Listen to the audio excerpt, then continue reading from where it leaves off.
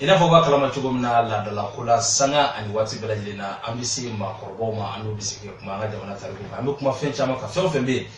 ni obeka sobe ka jamana de na fa ni obeka sobe ka jamana de mo filina ambi ma korbo yoro nyine ku tama anu ka siga fo ya sa bela jile bisika fa no so ala cogom na wala bi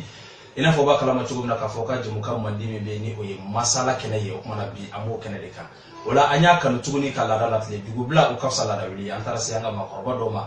ka hakatu nyini ku fe ku wele kana kuma sokono anu ka sega siga foke usona fana kana kuma sokono anu ka sega siga foke yasa aw nu bi jamana kono ani jamana ko kan aw ka sega bo kuna funi do kalama kuna funi minu be no ni udoni bi na ke sababu nyuma yi aw ne ma ka sega kuna funi chamandi ama wala bi amina na kuma fe mi kan oye anga jamana nyama follow ananga jamana nyama koro ni oye Modibo Keita amina na kuma le ni go Modibo Keita jamana kono na adolente mo sila je anu so demseni ma koro hal ni mi maye o ya to be ka sabe ke je dungu do to be fo baro yoro la to be fo do mi la lo fa to be fo yoro chama nga halula Modibo Keita ere masika donde hali bi mo chama be aka baro fo kena manga ni yu ni ga Modibo ere ka la halala o sika chama fi ala hali ma korba minu be no ni Modibo ka wati ke runya na ni yu do ni ga sa na sika fe fo mi na sika aywa jama ko ni se wasa o de koso anya kanu bi kata si mo nu bala nu bi Modibo Keita don nu ye jamana ko chama ye unya na menda o metri la o na sika na nyefo kanye ala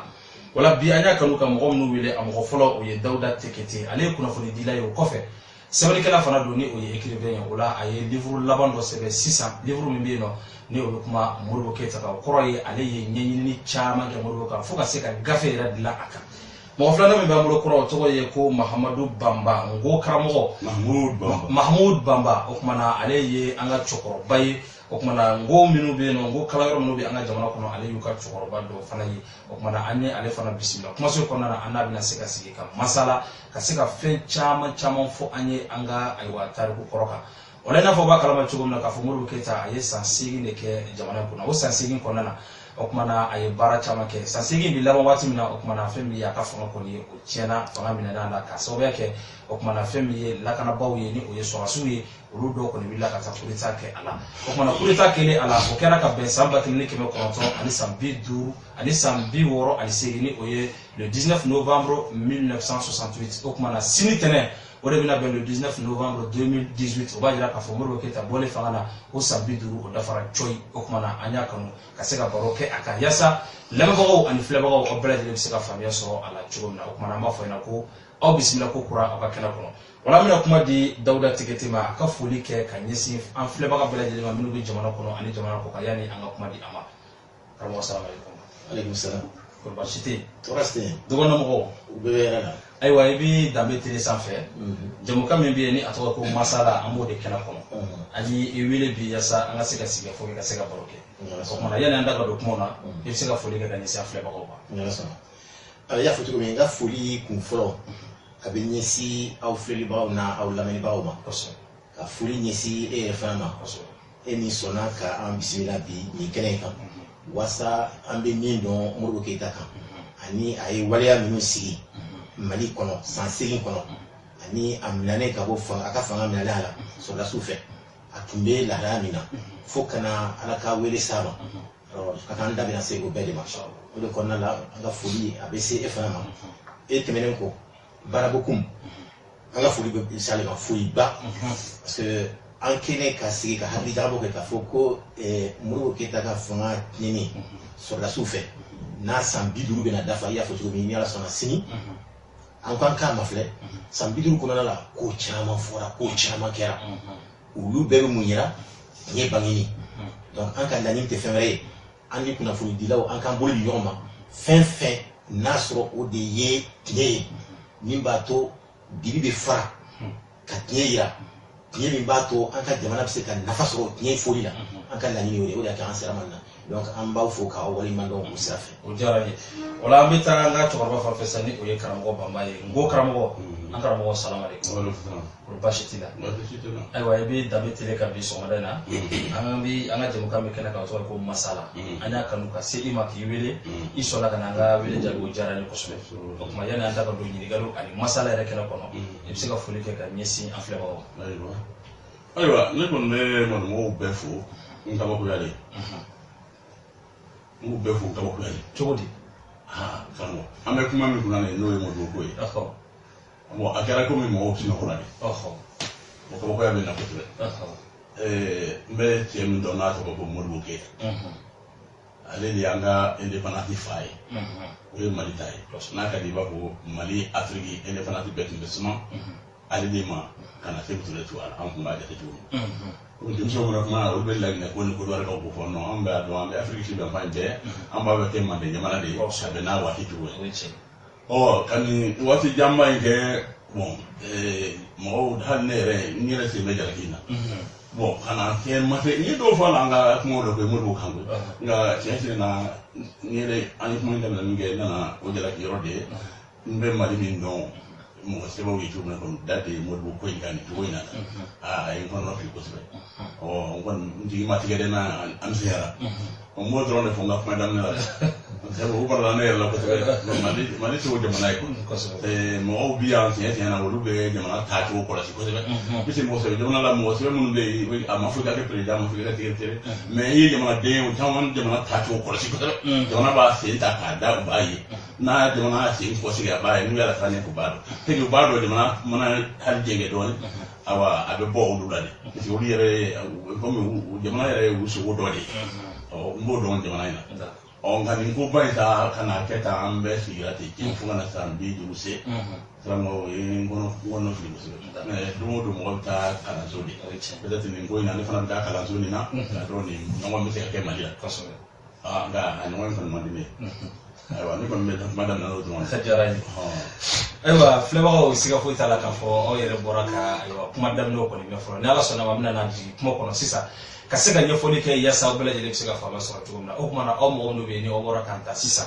an b'a ladɔnna k'a fɔ k'aw bɛ danbe tele de sanfɛ o kɔfɛ aw bɛ jɛmukan min kan o kɔrɔ o tɔgɔ de ye ko Masala bi an y'a kanu an bɛna kuma min kan o de ye Modibo Keyita ye o la an bɛna kuma di ayiwa Dawuda Tekete ma kunnafonidila don sɛbɛnnikɛla don ale ka na se ka dɔ ɲɛfɔ an ye Modibo Keyita kan ayiwa monsieur Tekete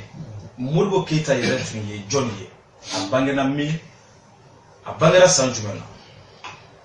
ɲininkali gɛlɛn n'i ko ka kuma Modibo Keyita kan a ma nɔgɔn ka da mɔgɔ min tun bɛ yen a miiri ani a ye waleya minnu kɛ ani k'i bɛ kuma o kan i bɛ hakili to ɲini fɔlɔ i kana taa don mɔgɔw don gasi la parce que kuma dɔn a ma nɔgɔn Modibo Keyita Mali président fɔlɔ de tun don mais yan'a ka kɛ président ye a bangena du de kɔnɔ a lamɔna du de kɔnɔ a bangena tubabukalo min san n'u b'a fɔ ma mois de juin n'i ma fili o ye san kalo 6nan de o tile 4 san 1915 a bangen'o de la Bamako yan nɔ a fa tun tɔgɔ Daba Keyita a ba Hatuma Kamara Daba Keyita maninka de don nka maninka min de don an ka ko fɔ k'a lajɛya a ma wolo maninka la a wolola Gire fana tun yɔrɔ min ye a bɛ se k'a fɔ siya caman tun bɛ yen mais siya min ni o tun sinsinnen bɛ n'olu ka du yɛrɛ tuloma yɛrɛ do tun y'o ye o tun ye marakaw ye Daba Keyita ba o tun tɔgɔ Hata Kamara o bɔra Basara de n'o ye Babunu mara ye donc o de y'a kɛ u ka lamɔni a taara marakaw danbe de kan maninkaw do dɛ maninkaw de don mais komi a ba tun ye Daba Keyita ba tun ye maraka de a fa fana o sigira Masire Keyita u sigira marakaw de ni ɲɔgɔn cɛ ka taa a ba an ka frontière min bɛ ka taa Moritani fan fɛ surakaw fana tun bɛ yen fulaw tun bɛ yen mais marakaw de tun ka culture ka bon ye ka tɛmɛ tɔw kan ka da yɛrɛ a ba yɛrɛ fana tun ye maraka de Daba Keyita ba donc Daba Keyita tun a école-ɲɛnamaw u taara n'a ye Kayi ka taa kalan kɛ yen o kalan kɔnɔna la ni gouverneur min tun bɛ yen o y'a ye k'a fɔ mɔgɔ de don a ladamunen don ka ɲa a hakili ka di n'a ka bɛ baara min kɛ a b'a kɛ ka s'a dan na tilennenya kɔnɔ o gouverneur ni Kayi o waati la Kayi de tun ye jamana faaba ye o gouverneur nin ye a ye a ko ni nin tilala kalan na ne t'a bila a ka diɲɛ na o de y'a ta ka kɛ ka don baara la ka kɛ komi expéditionnaire ye Kayi yen donc o kɔnɔna la sa fo kana se gouverneur capitale yɛlɛmani Bamako a nana na tun bɛ Kuluba ka to Kuluba a ye den fɔlɔ min sɔrɔ o ye Hawa Keyita o de y'a den fɔlɔ ye o bɔra ye Male Keyita o fana wolola Kuluba yen nɔ mali bore no masira o fana wula kuba bo wulu ko de ayire mala ba ko du ko nala bon a informer sur la ba ko du ko nala o mo ko tali donc tun ka la damuni a ni bi en sera quoi au deni gira chama be no je crois be do yambo tun klele no galante ke ni sumini a bayre tu désir mi ndawe c'est ko hakili ku ke mo fe ko ka ku dambe don mo wala mo na o de ko nala fo kana ke aye kalanke wado école là aye kalanke Bamako folo bon Bamako école là kato kalana yana kataka Gorée no ye école bado e otumbe Sénégal il do kayira fo Gorée e programme o de tumbe la kalanye no kabo ka de programme ani minu ne kalanke Bamako yana kataka Gorée tijani ki tumbola fali ki gara tumbola no yana rakai Mohamed Soumari tumbola fa yana rakai bari ba beaucoup tumbola we fin Montikai Djibi Diabaté tumbola we kitakai Oumar Diop tumbola we kai Santara o kinimo Sankai bo Luchama anu be kalade o kelen katla kala na yeno 107 waso we 107 ke folo école fitini na on a katla ka 107 ke no ka we 100 ke école fitini na après on allait à claner kala na ou l'école mini ça il m'a dit ça c'est nous avons école primaire supérieure de Bamako donc o claner we concours ke catégorie Gorée ou la comme 600 universités au Bambolo Choubi mais Frafina Tribuni enfant nous tombé français au Camara ou belle tombé au concours de catégorie au concours qu'on a là nous il y a que Soudan Mali qui de Soudan ni que la folle molo qui t'a dit molo qui t'a dit père mais ni à ta Frafina Tribuni enfant bolo frala ni qui de français Camara à quel a dou nadi bon à quel dou nadi au tatora a failli conseil minara quand kama molo il kera Soudan folle mbani ni fe ni tara école nina i jija i kewale alika kalam i ka beda are na le gatla kala na ya fo a kroke mali dinga e no ko makita ko a fakirin ko fai a tare yinu a dun fo foka a bo école la yinu a faka ko kuma kan to ba hakila effectivement ay beda yinu ay beda yinu bon kalam bani ana na kala kala boy ko da ndabna so ba kala kala boy ke malaya no bo foka na do politique la do doni je crois que italien anda na se ni ala so wala be mi no wala fo la boy ni jaranya kusbe wala mi la magata karango bamba fanfe no so fran kam bi bolo ka fara tekete taka ka se ka do nya faru yo fa ngam me ne bolo ne wa fukan tata suba sumani la bon me mo suma mo ngoma ni ala fa bi mo fly wala anga de wona ni mo tunga suma wuro tumbia ma sun ta tumbia shebu amar ma tene mo ta ga ni mo mo fona tumbia wona ni wona wero nga mina le ta suma mo fly ma wole suma wuro kante ani mo sun ta mo ni reka fona ni ke amar ta tekli ya wona ta ni dine fanga wolo ta fanga ti amba fu man ko kuseya aba fo femma ko azawadi kuseya dina kutala ko daro mo anga la la ko kuseya ato ko ramon to kale anga tane fa butla ka sama wala kuseya la cité di la cité la cité amba wole anga go kan ko kuseya ko roye ki dade kuseya ne ki bete nda fu tete bon ne mo ro ko kale tete nda ko kan waseli bon nga ame hakila do ame barake loye a sintinete dina ko so do chega mo masne aka kutu sintinete dina ko so ba de do tumuna ale fana anga de mona wol fana ba do nga afrika mo mi suma mo bu ko ina we suma wuro kante ani mo asunta anga de mona ga suma kante mami ni mi fanga digina murabituna ka kelefe suma wuro ya na sa ale ba afrika ke de mona ni mo ko chama kala ni ma dalaje kan moy ba ke susu ka ya mo la pu mi ba fe sa aka fanga digina do ba ka ambe kele na anga fara ndonga mu ko son aka na ba ambe kele la ay aka plan da fanga ni to wala o de mana ni non sra be de mana san fra bo aka no be fa ka hali do ko non be ka je do la o je lu la small yere kera o je kun tigi wala anga mali small so ni ko do la kana mo fanga je la amana daba ko ake mi na na on ta do mal bo ko ke pumi ngam ko e ka ka fu o yan so o smoro kera biye kundi ye bara kera ka ta Sumaworo nana se baara ma tuma dɔ faama n'a b'a fɛ jamana baara ani fɛn dɔw de bɛ ɲɔgɔn ye a nana ye o don kɛlɛba la fiɲɛ de ye kɔngɔba ye n'a fɔra ko kɛlɛba dɔgɔtɔrɔ ni kɔngɔ bɛ yen awɔ o bɛ kɛ kɛlɛ fiɲɛ kɛlɛ fiɲɛ wɛrɛw bɛ yen mɛ kɔngɔ de ye kɛlɛba fiɲɛ dɔ ye a nana sigi ka miiri a ko jamana kɔnɔ surtout ale bɛ sahel dawolo min na jɔnko de ka di a mɔgɔw ye mɔgɔ min ta t'a yɛrɛ fo mɔgɔ wɛrɛ b'a mara an k'o de ma an ka manden kan ko jɔn o maralen bɛ min fɛ a bɛ fɔ o de ma ko ma a nana ye ko ma de ka ca ka tɛmɛ jɔn kan nka a kɛra komi jamana mɔgɔw kɛlen bɛ ka baara to jɔn dɔrɔn ma ko n'an tora o cogo la a laban an b'a fɛ ka fɛn min kɛ an tɛna se k'o kɛ kɔngɔ de bɛna laban k'a tiɲɛ a y'a décidé ka jɔnya dabila pewu Sumaworo ye jɔnya dabila n ye kuma dɔ fɔ yan o don n ko sɛbɛnnilaw dangalen don sɛbɛnnibaliw fana dangalen don sɛbɛnnibali danga yɔrɔ min ye fɛn minnu b'ale kɔnɔ dɔnniya la ale tɛ se k'o sɛbɛn o ye danga dɔ ye sɛbɛnnilaw fana dangalen kabini ale ye sɛbɛn kalan ka ban ale ko hakili la ko diɲɛ fɛn bɛɛ ka kɛ sɛbɛn kan ni min tɛ sɛbɛn kan ale ko k'o tɛ tiɲɛ o fana tɛ danga dɔ ye an ka jamana na ko dama min bɛ yen n'a ma kɛ sɛbɛn kan fɔlɔ o ka ca kosɛbɛ Sumaworo ye jɔnw labila pewu ka fɛnw sigi jɔnya la ko ne baara tora ninnu ma ko an ka jamana bɛna sɛbɛn o bana mɔgɔ caman na ko n'i ye jɔnya dabila a bɛ ban mɔgɔw la dɔw yɛrɛ sɛmɛlen bɛ jɔn de la a ye jɔnya dabila k'a kun fana fɔ mɔgɔw ye ayiwa Sumaworo o la ala kɛ u ka diɲɛ ma ɲa laban na kuma la u nana laban kɛlɛ ma u ye kɛlɛ kɛ tuma min na ka Sumaworo kɛlɛ 1235 fanfɛla la ka se Sumaworo la Sunjata nana sigi masaya la u y'a sigi masaya la a ma sigi ten u ye baraba kɛ u b'a fɔ bara de ma ko Kurukanfuga bara Kurukanfuga bara kɛra 1236 la ayiwa bɛn kɛra ka wɛrɛw kɔnɔ kuma la teriya la ka Makan Sunjata kɛ mansaw ka faama ye a ko ma ko empereur an ko masa ko mansa faama minnu ye roi ye olu ye masa ye mansa tɔw bɛɛ k'ale ko olu ɲɛmɔgɔ ye n b'a fɛ ka jɔnya de dabila a ko nka n kumakɛ ɲɔgɔnw kumacogo kosɔn an bɛna o to kɔfɛla la a ko bawo kuma kɛra Sumaworo ka kiiti ka tuma min na a jalakila sɔn kelen min ka ca ni kuma bɛɛ k'o de ye jɔnko kuma ye ne fana bɛna n yɛrɛ kɔlɔsi o la n tɛna jɔnya dabila ko nka an b'a yira aw fɛ an ka jɔnya juru ɲɔgɔn kosɛbɛ gɛlɛya min bɛ jɔnko la k'an juru ɲɔgɔn jɔnya juru ɲɔgɔn cogo la bi na ni jɔn bɛ mɔgɔ mɔgɔ bolo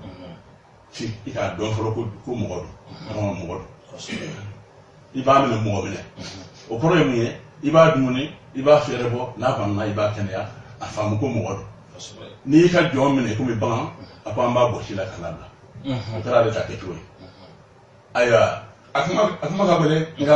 tiɲɛ kuma de don a ye a ko bi k'an bɛ kaya la daga jɔn ye a b'a fɔ kuma ko droit de propriété yalɔ jɔn yɛrɛ ye mɔgɔ dɔ de ta ye nka kaya ladagara ale fana ye a ka nafolo dɔw sɔrɔ a yɛrɛ n'i ye nafolo sɔrɔ di mɔgɔ f'i ka nafolo sɔrɔ d'a ma a ye tile 2 di jɔn ma o don o tile 2 de tɔgɔ ko jɔn ka foro sɛnɛ don jɔn foro sɛnɛ don tile 2 dira jɔn ma o tile 2 min dir'u ma o musaka b'a yɛrɛ kan yalɔ dɔgɔkun ye tile 7 ye 2 dira jɔn ma fɛnw tɔ 5 tora maaw bolo sa olu b'o tile 2 baara o fɛn bɛɛ y'u ta ye donc droit de propriété jɔra jɔnw ye o don k'a sabatiw kan ka jɔn fana dan mɔgɔ kelen ma k'a fɔ an tɛ se ka adamaden mara ten ka continuer k'a mara f'a kɔfɛ la an tɛ se k'o kɛ mɔgɔ kelen min mana minɛ i fɛ kɛlɛ la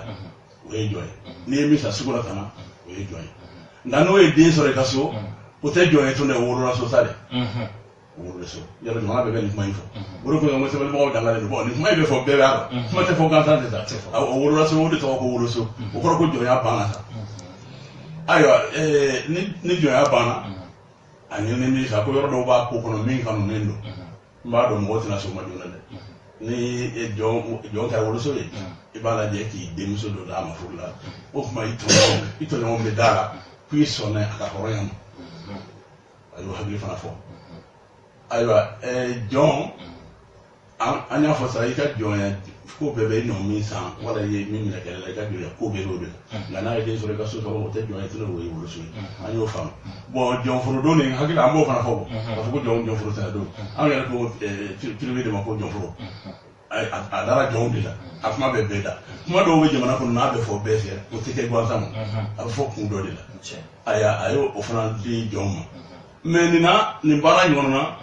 Sumaworo ta fanga o y'o jate k'o tun ye ka mɔgɔw diyagoya k'o bila kow la an b'a fɔ o ma ko goyagoya ale tun bɛ kow fɔ o ye goyagoya dɛ bɔn goyagoya bɛ yen diyagoya bɛ yen diyagoya fana bɛ yen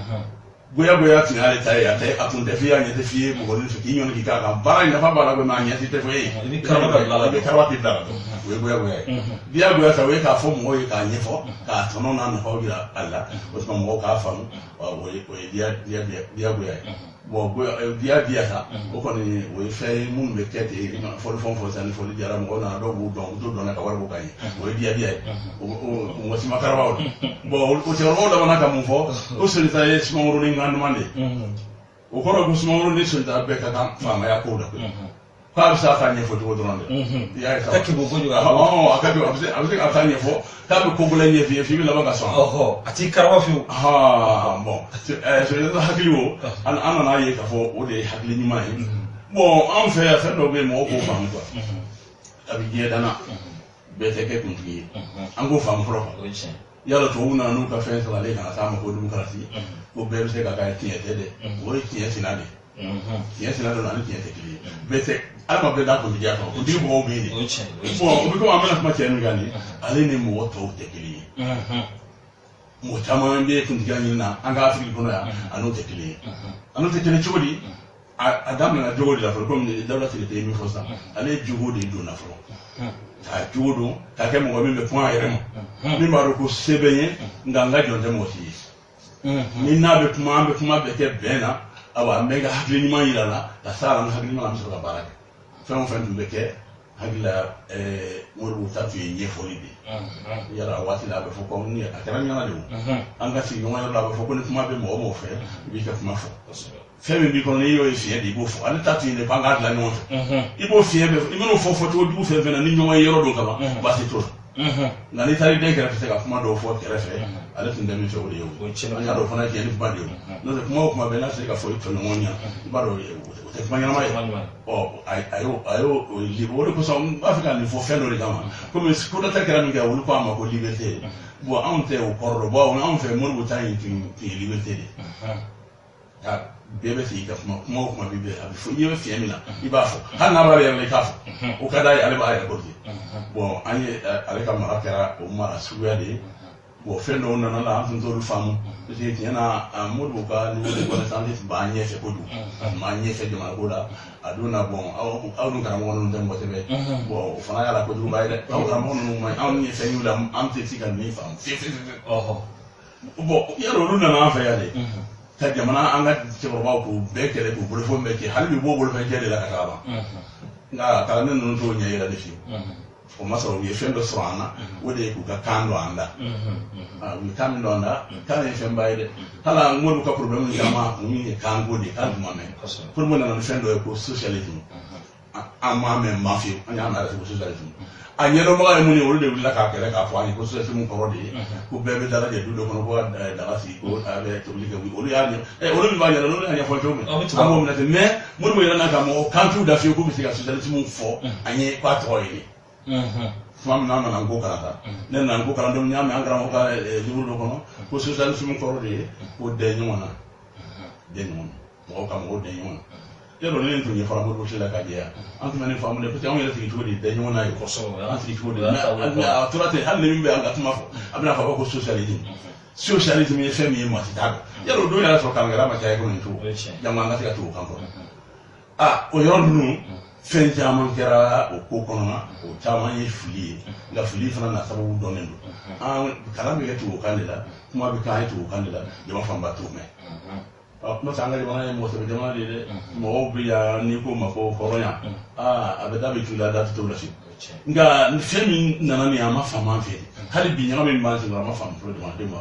an ka jamana ɲɛmɔgɔ tɛ se ka kuma jamanaden fɛ k'a lafaamuya n'i tɛ se k'a lafaamuya o ye kobila ye dɛ hɔrɔn dun a bɛ mara an bɛ faamuyali de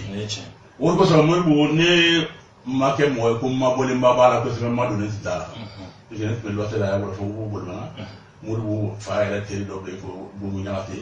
ne tun bɛ du min kɔnɔ gulen b'o la ne yɛrɛ ka tugu sɛbɛnni dɔ o denkɛ dɔ bɛ yen ko Seko Umaru Ɲagate o de ye ne kalan tugu kalan na dɔɔnin ka dɔɔnin o y'a sɔrɔ ne ye mori kalan de kɛ a ye n kalan tugu kalan na dɔɔnin bon an tun bɛ Modibo kibaruya mɛn an bɛ ɲɔgɔn sɔrɔ a baara yɔrɔ ninnu na mais fɛn dɔ tun bɛ anw fana fɛ an ka yan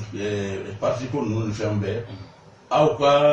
kabila cɛkɔrɔba mana don fɛn min na a bɛɛ bɛ don o la a t'a ɲɛɲini anw ka cɛkɔrɔba de tun ye Alaji Dawuda Sakɔ ye ale da so ti RDA amna le dona RDA ambe dona no fi amnya wara ngi be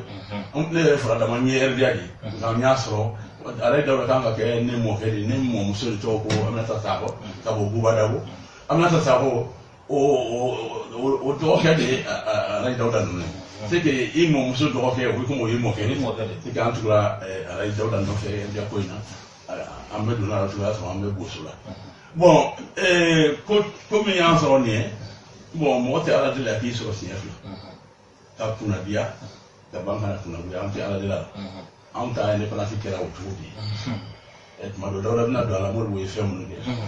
na antu du sudon at ma nye fe ko mais ala de ti an kuna dia ka dendi ama mi se ka mo no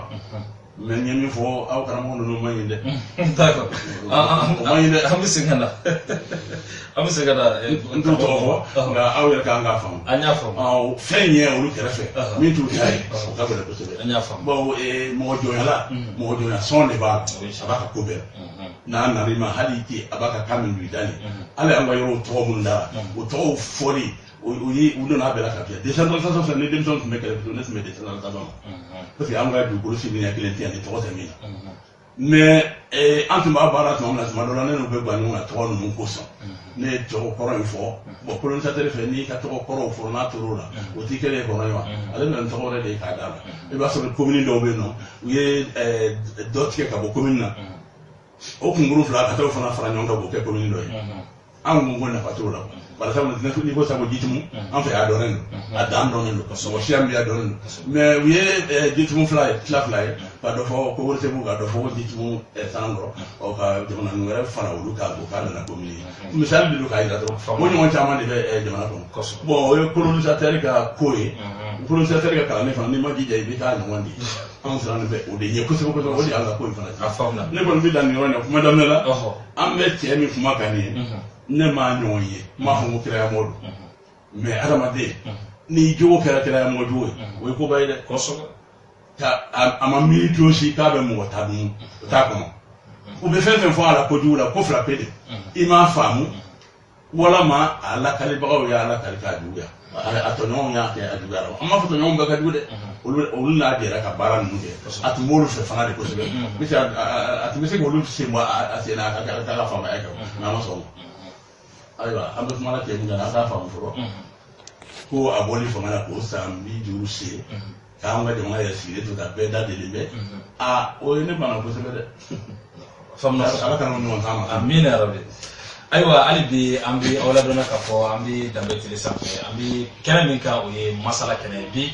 an kɛmɛ ka mɔgɔ fila bisimila an bolo kɔrɔ ya mɔgɔ minnu b'a la n'olu bɛna an n'u bɛna jɛ ka masala yasa ka se ka kuma an ka jamana ɲamakɔrɔ Modibo Keyita kan ka sababu kɛ ale bɔlen kɔ fanga la an filɛ o san 50 de dafalen la ten coyi ka sababu kɛ kumana a ka fanga gosira la ka bɛn san 1998 ani san 19 ni o ye 19 novembre 1968 o kumana an sera le 19 novembre 2018 ma o b'a jira k'a fɔ san 50 dafara o kumana an y'a kanu tariku do kokoro do ko minnu be n'o kɛra jamana kɔnɔ ya wa kɛra mɔgɔ minnu ɲɛna fana u bi jamana kɔnɔ ya u caman o kuma na an y'a kanu ka se a dɔw ma a n'u ka se ka sigi ka fɔli kɛ o kuma na Dawuda Tigɛte i ye kunnafonidila ye o kɔfɛ i ye sɛbɛnnikɛla ye i ye livre laban min yɛrɛ bɔ o bɛ kuma Modibo Keyita kan o kuma na an bɛ fɛ ka dɔn Modibo Keyita yɛrɛ hakilila jumɛnw de tun bɛ a la farafinna ka taa ɲɛ na Mali ka taa ɲɛ na a tun b'a fɛ an ka taa bolo jumɛnw de kan bon Modibo Keyita tun b'a fɛ an ka taa bolo min kan bolo jɛlen de tun don bolo jɛlen don parce que ale nacogo fanga la a m'a ɲini dɛ mais a ka haminako ani a ka laɲini ka an bɔ jɔnya juru la an ka kɛ an yɛrɛ ye n'an bɛ fɛn fɛn kɛ an k'an jigi da ala kan k'an jigi da an yɛrɛ kan fɔlɔ plutôt kan ka taga a ko laɲini kɛnɛmana la a ka baara bɛɛ kɛra o hakilina de kɔnɔ Mali ani farafinna ani diɲɛ jamana bɛɛ fɛn fɛn ni tɔɔrɔya b'u kan a ka laɲini tun y'o de mɔgɔ i mana kɛ fɛn fɛn na i ka da ala la i ka da i yɛrɛ la n'i y'o kɛ a ka ca ala fɛ i ka laɲini caman bɛ sabati donc effectivement o de tun y'ale miiri cogo ye an tɛna don a nana politique la cogo an tɛna don bɛɛ la mais a kɛlen ka kɛ ɲɛmɔgɔ ye n b'a f'i ye a m'a jagoya dɛ a m'a forcer Modibo ye fɛn fɛn kɛ a bɛ fɔ min ma nanzarakan na ko consultation populaire c'est-à-dire ka jama ka hamina ko dɔn ka jama ka laɲini dɔn a ka ko bɛɛ a y'a kɛ ka da o de kan o de y'a kɛ jama da la fo kana fanga d'a ma donc o laɲini kɔnɔna la n'an b'a ta Mali yɛrɛ kɔnɔna na fɔlɔ a ye san 8 de kɛ fanga la o san 8 kɔnɔ a ye min faamu a y'a ye k'a fɔ ni an b'a fɛ ka fɛn fɛn kɛ an ka jamana kɔnɔ ani Afiriki kɔnɔ ni an ma mɔgɔw sɔn hakili kura la k'u hakili yɛlɛma nazaraw ye hakili jugu min don an na k'a n'a tigɛ an yɛrɛ la ka kɛ komi n'a sɔrɔ n'u olu tɛ an tɛ fosi k'a sɔrɔ olu bɛ fɛn fɛn sɔrɔ la a sun bɛɛ bɛ bɔ anw de bara tant que a ko an b'a mɔgɔw hakili yɛlɛma ka taa o sira fɛ an bɛ fɛn fɛn ɲini an t'a sɔrɔ y'a mɛn donc o de hukumu kɔnɔna la a ka baara fɔlɔ kɛra min ye ka kalansow yiriwa ka hakilina kura don kalanko kalan y'a mɛn o de kɔnɔna la an tun bɛ indépendance ta tuma min an ka jamana tun tɔgɔ de Sudan Sudan n'i ye ekɔlidenw minnu bɛ don ekɔli la n'i y'u kuru sigi minnu si sera ekɔlidenw ma n'i y'u sigi kuru 100 wolonwula dɔrɔn de tun bɛ taa ekɔli la mais ale nalen ale ye baara kɛ ale ma baara kɛ a kunfɛ u ye baara kɛ a n'a baarakɛɲɔgɔnw u ye jamana yiriwali u y'a kɛ k'a da kɛcogo de kan n'u b'a fɔ ko plan quinquennal san 5 baara min kan ka kɛ jamana nafasɔrɔ sira bɛɛ la k'o fɛrɛfɛrɛ ka kuma kan u ni jamanadenw k'u labɛn ka musakaw ɲini baara bɛ kɛ ni min ye walasa o ka sabati donc a ye baara bɛɛ kɛ n'o de donc o de ye plan quinquennal kɔnɔ a daminɛna plan quinquennal daminɛna le 18 octobre 1961 mois d'octobre tile 18 san 1961 plan quinquennal lancera o de la bon a banna 1966 bon o san 5 kɔnɔ baara minnu kɛra domaine minnu na n bɛna n da la s'olu ma dɔɔni donc comme n y'a f'i ye ko fo baara de kɛ ka mɔgɔw hakili ka ekɔlisow yɛlɛma ka kalancogo yɛlɛma min b'a to an bɛ da an yɛrɛ la an b'an yɛrɛ dɔn ko parce que an yɛrɛ b'a fɔ tuma bɛɛ kabila bɛɛ bɛn ɲɔgɔn ka fɔ ji dɔn so dɔn yiri dɔn yɛrɛ dɔn de ɲɔgɔn tɛ donc ale ka laɲini tun y'o de ye o kɔnɔna la a ye mun kɛ tubabukan na a bɛ fɔ min ma kalan yɔrɔ ye yɔrɔ fila siraba fila de don accès k'a dayɛlɛ mɔgɔw ye qualité k'a ba yɛlɛma ka kɛ kalan ye min bɛ mɔgɔw ka haminako n'u ka laɲiniw sabati donc accès domaine la n'o ye ka kalan dayɛlɛ mɔgɔw ye n y'o de f'i ye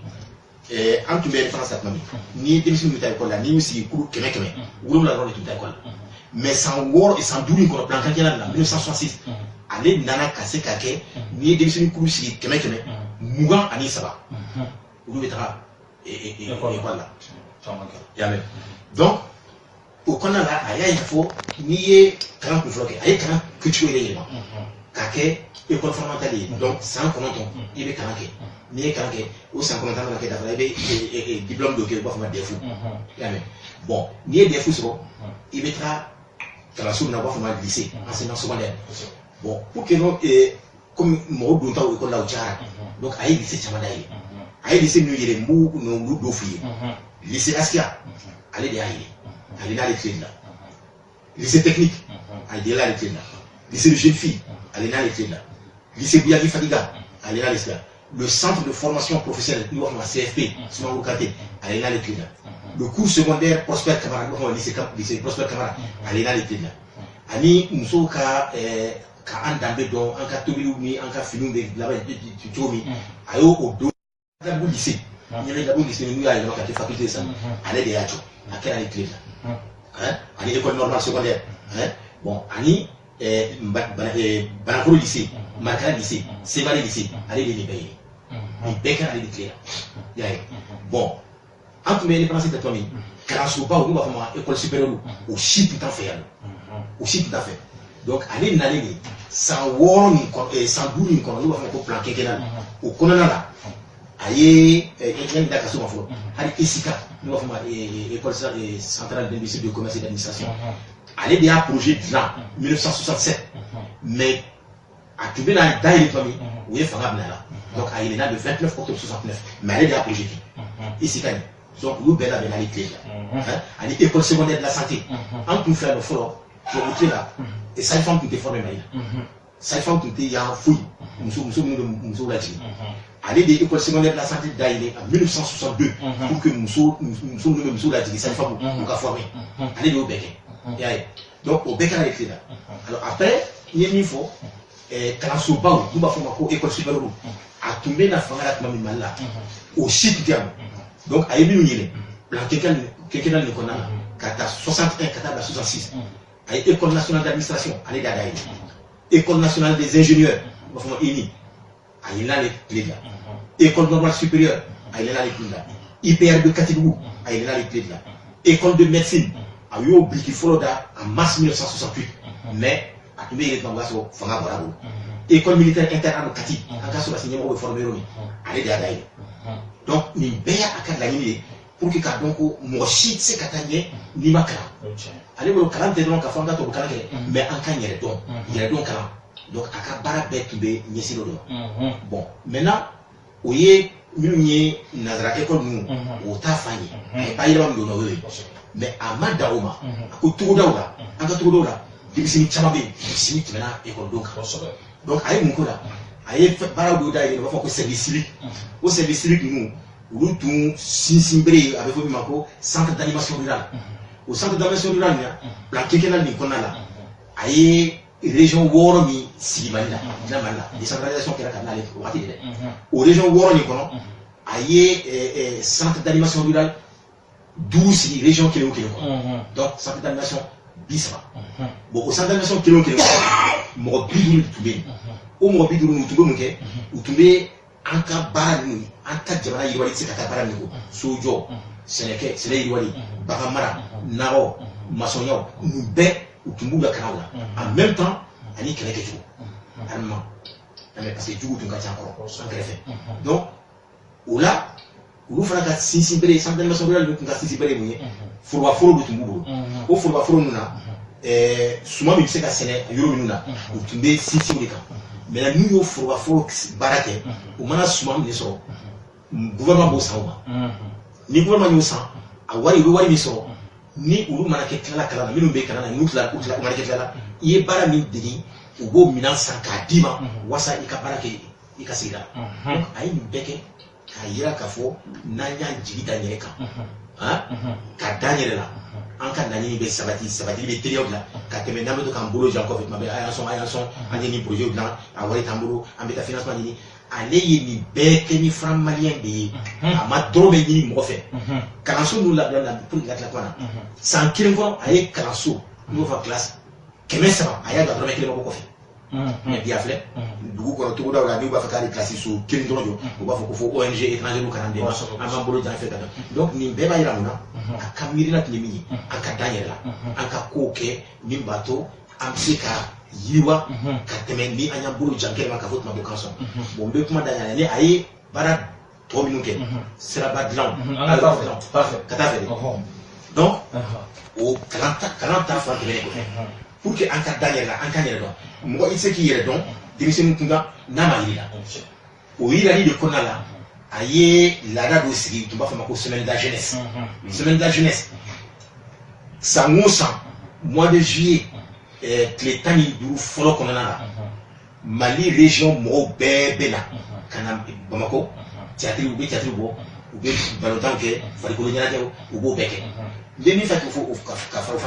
fari ko nyana fem nyimbe fédération fa la fédération malienne de football fédération malienne de boxe de natation d'athlétisme ni fédération ni fari ko nyana fem allez diati allez ga Silimani là amasi ngale ko fe allez ka ko da ni be katla pour que en gagne donc avec faut une section partie section nous qui veut bien cercle ou moi le cercle binani ani flari qui me bala au cercle créneau qui nous connaît hein théâtre tout pour qui ou bien on dake ou ka région là minu mananya région buruta doka donfli doka théâtre ou gesu buruta ko kekle région bena compétition que nous débat ko sangosa o yato mo hakli yira anya nyere don anya ka kokoro chambe demisini tu debindo u yo don ni yon demisini ni yon do fa ni tu kera fonctionnaire ni kala karana ni kaikade il est à Kidal Gao tombu mo si tu te barada na foro i boyola o bekyo kuntu yemu ya anka nyondo an tika do yona anka ko tu yota bon ale ni be sabati bon aya ka fo français ka ke ni sera mo do du ni onche plan quinquennal fɔlɔ kɔnɔ san 100 fɔlɔ kɔnɔ ka taa 61 ka na bila 66 an tun bɛ indépendance ta sira goudronné u b'a fɔ ko goudron o tun ye kilo 370 de mais san 6 min kɔnɔ ale y'a kɛ kilomètre ba 1 ani 600 alors que indépendance tuma kilomètre 370 la kilo mais san 6 kɔnɔ ale y'a tɛmɛ ka kɛ k'a ta par exemple Bamako yan fo an ka frontière la ani Côte d'Ivoire frontière la ale de y'a goudron da pour qu'an ka se ka taa ka fɛnw sɔrɔ an ka fɛnw ta Dakar Sénégal Côte d'Ivoire port la ka na n'o ye o kɔnɔna la a ye laɲini kɛ Allemand fɛ camion belebele minnu b'a fɔ remorque baw minnu bɛ taa an ka fɛnw ta Abidjan port la ka na a 300 camions groupe a y'o sɔrɔ ka miliyari 3 sɔrɔ dugu la ka garage administratif ɲini pour que mobili ninnu to ka taa ni min bɛna tiɲɛ u bɛ to ka maintenance kɛ n'a ye a y'o kɛ donc sira min k'a bɔ Bamako ka taa Mopti ale de y'a goudronné ka bɔ Sikaso ka na Kucala pɔnba min tun bɛ yen u b'a fɔ ko Woro Nɛgɛma in ale a jɔra ale tile la ka tɛmɛ Kucala la ka taa fo Kuri ale de y'a goudron bɛɛ la Sikaso Kucala Kuri Bamako Mopti Bamako frontière Zébois avec la Côte d'Ivoire ale de nin bɛ yen ka tila a y'a ye k'a fɔ bon o si t'a bɔ pour que an ka don ɲɔgɔn na sira duguma sira dɔrɔn tɛ yen fo sira wɛrɛ wele ninnu an bɛ se ka minnu labɛn min b'a to an ka taa ka segin bɛ nɔgɔya an ni ɲɔgɔn cɛ ani an ni kɛnɛmala cɛ o kɔnɔna la a ye aéroport dilan Yélimane Kéniéba Nioro région fansi tɛ yen nɔ a ma aéroport dɔ dilan yɔrɔ min i y'a mɛn Senu aéroport ale ye miliyari 2 ani miliyɔn 100 a y'o wari sɔrɔ Senu aéroport ale de y'a baara daminɛ en 68 en février 68 2 milliards 500 millions o sɔrɔla pour que ka Senu aéroport daminɛ mais a ma ban ale ɲɛna ale yɛrɛ a taalen bon a san dama kɛra o wari Amadu a taara yɔrɔ min a jɔra bon san dama dama kɔfɛ u y'o baara daminɛ Air Mali ka to ale ye Air Mali dilan Air Mali dilanni kɔnɔ a tun bɛ bɔ fanga la don min avion 18 de tun bɛ Air Mali bolo a tun bɛ don Mali fan bɛɛ a bɛ taa mɔgɔ ni mɔgɔ ye Mali fan bɛɛ ani Mali kɔ kan avion 18 o avion 18 fana a tun bɛ bɔ fanga la don min le 19 novembre 68 farajɛ kelen tun t'u la bɔra a bɛɛ tun ye maliyɛn de ye fɛn fɛn tun bɛ avion kɔnɔ ani minnu bɛ avion labɛnni ni fɛnw kɛ a bɛɛ tun ye maliyɛnw de a y'o bɛɛ kɛ k'a bila i y'a mɛn komana bateau ji kan ani Gawo ye Kulukoro ni Gawo cɛ ale de y'a dilan a kɛra ale tile la bon nin bɛɛ y'a ka laɲiniw sabatili de min tun b'a yira hakilina min b'a la ka ɲɛsin jamana taɲɛ ma et puis a y'o kɛ hɔrɔnya de kɔnɔ a m'a bolo jan se k'a fɔ a ye nin di ma n'a ma nin di ma n tɛ se ka kɛ a ye nin bɛɛ kɛ ni faramaya de mais bi fana tɛ fa b'an bolo a bɛ cogo di est ce que an sera ka min ɲɔgɔn kɛ est ce que an sera ka la taa ɲɛ bon donc n bɛ kuma dan nin yɔrɔ la fɔlɔ yanni an kana se a tɔ ma kɔfɛ. I ka kuma in kɔnɔ karamɔgɔ Bamba da sera yɔrɔ dɔ ma a ka kuma daminɛ na a ko k'ale mɔdɛra tiɲɛ yɛrɛ la an bɛɛ ka kan ka mɔdɛya sa mais e yɛrɛ bɔra ka kuma minnu fɔ sisan k'a fɔ san 8 kɔnɔna na san 6 kɔnɔna na Modibo sera ka nin bɛɛ kɛ est ce que mɔgɔ bɛ an bolo bi min bɛ se ka nin ɲɔgɔnna kɛ wa mɔnɛ y'an faga dɛ. Ayiwa tigitɛ ye ninnu fɔ nin ye i b'a dɔn b'a kuma b'a fɔ de a bɛ pan fɛn dɔw a bɛɛ tɛ se ka yɔrɔ hali sojɔ sɛma ninnu min kɛ a bɛ yala bɛɛ y'ale ka baara de bon k'olu jɔ o jɔli t'a la koyi ale yɛrɛ ta t'a la a ka foyi t'a la a b'a jɔ jamana de ale ma fɛn ta a ma kelen t'a la o y'a kabako yɔrɔ ye nin ye kabako ye puis a tun bɛ baara kɛ a ye mɔgɔw de fisaya n'a yɛrɛ ye Modibo ye mɔgɔw de fisaya n'a yɛrɛ k'a dɔn ko ale bɛ mɔgɔw de ka baara la bon n ye kuma min fɔ sisan ne ye ka kuma daminɛ Sumaworo min ye a ma tila ka Sumaworo tɔgɔ fɔ sisan k'a fɔ u ye yɔrɔ formation kɛ kosɛbɛ a dara Sumaworo i b'a dɔn ko révolutionnaire bɛ ɲɔgɔn kan mais an k'a faamu révolutionnaire kɔni a kɛra cogo o cogo dɔw bɛ yen nɔ min t'a fɛ a dɔw kan t'a fɛ yɛrɛ tɛ se ka ɲɛfɔ a tɛ se n t'a fɛ dɔrɔn t'a fɛ dɔrɔn parce que a bɛ cogo min na awa n bɛ sago to yen bon dɔw b'a fɛ k'u sago de kɛ k'u sago de fɔ ka taa u sago na yɔrɔ la yɔrɔ tɛ se ka bɛ jamako la o tɛ se ni o ni koladala bɛnna a ka da a bɛ k'a contrôler la o de kosɔn kuma caman fɔra a la kuma kunkurun dɔ bɛ ne bolo f'a la an ka Bamakɔ sigicogo la a don Modibo nana diinɛ ko in na fɛn min tun bɛ yan o de tun ye ko wabiya kɛlɛ bon wabiya kɛlɛ in ne yɛrɛ anw karamɔgɔ fɔlɔw de ye wabiya fɔlɔ ye n taara karamɔgɔ mɔgɔ naani Mamadu Lamin Mamadu Sanusi ani Mamadu Fode ani Laji Kamara olu mɔgɔ naani de bɔra misiri ka na jamu Azhar la ka na u nana madrasa Faranko arabu daminɛ la tubabu ye yɔrɔ wɛrɛ d'u ma bolibana ye o de kɛra madrasa Faranko arabu fɔlɔ ye nka u labanna k'o bɔsi o bɔsilen kɔfɛ n bɛ foli kɛ fililabɔ yɔrɔ dɔ la adamaden bɛɛ n'a ye ko ɲuman dɔ kɛ to misirakaw tun b'a fɛ ka dɛmɛ dɔ k'u ye ka na yɔrɔ jɔli la bon filabo nanu wele ka fuye ko misra ba fala de mendo kawye na we abolo de na ngoro ya utale to uta utochu ba bela tu akadi ni to ya onyi nga ko misra ka ba fala de na ay de nga ko ma de ni moti ayo conseil de no woni fana dum tiere woni sonno de biso de kala ga misra ka bo jamu da jihadila frangwara bu abi bul wana ya jole akara de kolle woni ko fe nuna frangwara bu do do min to ngoro bu an ngere be to tonde umbi nere ngoye o kala yone la donc mo ko ko mo ni ki ba fo be do de fara amon be do de fara ko men te munu fo ni abe ta chama nguna mo bo fa mo yere na to na ko ba no fo hakili ti ba fa mo da fo ko nu ma ko yere ma ko do de yalla an ga de pana ti fa de ay do da ma to be afrique kono mo bo bigi agwana afrique bela ya do ale ni mo ba de kale de ti utre bi ko na ko korne do woni ye fo le ba de ko korne do ba hakilo yekeli abet ye jama ni ba so to ti min dara be ala la tige ke se utre ma bi no te autra mo ni kulita tan duru wore de la se utre kulita ti ko tan bla la ba bo ko chen fora ko garo jan so fuga bo anga to ne do e urudla ti utre kan et c'est ça faut qu'il va afrique ni fo ni mata bla mo do ni ba afrique ni ko ni ko fa fa ta bla mo do ta so ga e to ni ay to tun dan da ma bo ma ta ndo ya fa ni ko ga nyodo bo jama do ngare ko ka ta nyodi uluma ko mo kana dumuni ke ki ko iti nyon ko ngoto to mo onyo boy fa na ko were onyo boy la bana ka ambeke wala ka ambeke ka yerege ni kuma ko so ko fere jara ko ngai ko na wuli ka am yere dala ko to ni ba fe ka atien ni ba tien de ta na foro ko nyodo bo ka tari do mo ni ya bela bo ka ro tien ko mo tana ngere so mo na ko be ede ake o fana mo be ko ante se ko lu bo ante ngoro fi ambe anga nyali ke ko lu to yi mo do lu bi nye o yu bi tien wutla kana nya atu wo de we c'est la mo fa fela ya wa be akeli wa be ko mo ndam na so de manga tu ya ko me wa be o tien ka seri yoro nyini